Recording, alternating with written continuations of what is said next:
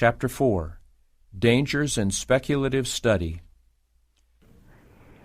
The light of truth which God designs shall come to the people of the world at this time is not that which the world's men of learning are seeking to impart, for these men in their research often arrive at erroneous conclusions, and in their study of many authors become enthused with theories that are of satanic origin.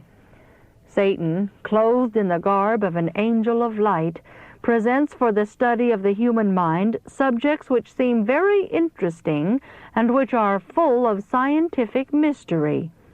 In the investigation of these subjects, men are led to accept erroneous conclusions and to unite with seducing spirits in the work of propounding new theories which lead away from the truth. There is danger that the false sentiments expressed in the books that they have been reading will sometimes be interwoven by our ministers, teachers, and editors with their arguments, discourses, and publications, under the belief that they are the same in principle as the teachings of the Spirit of Truth.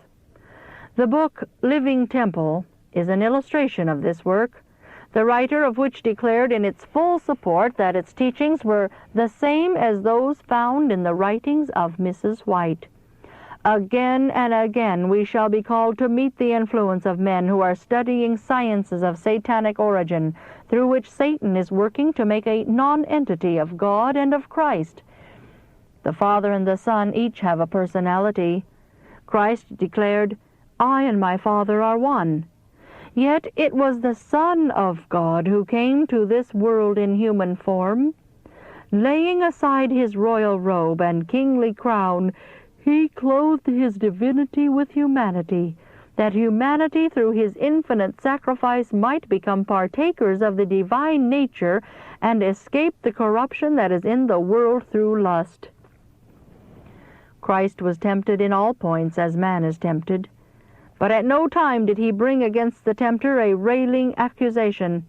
To every temptation he presented the word of the Lord. "It is written" was his never-failing weapon.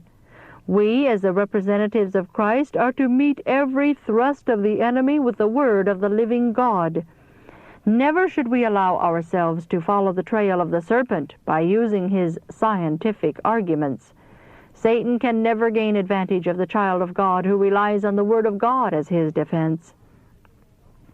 Our counselor impressed deeply on our minds that God's commandment-keeping people must be sanctified through the truth, and that truth must ever be given the foremost place.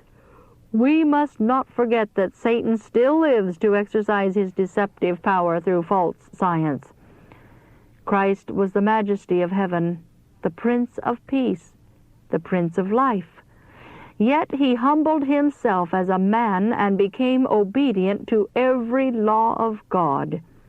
He passed over the ground that every man must tread who takes his name, and came forth from his trial pure and untainted by sin.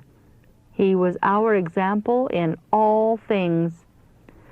The first advent of Christ and his life of ministry are not studied as they should be.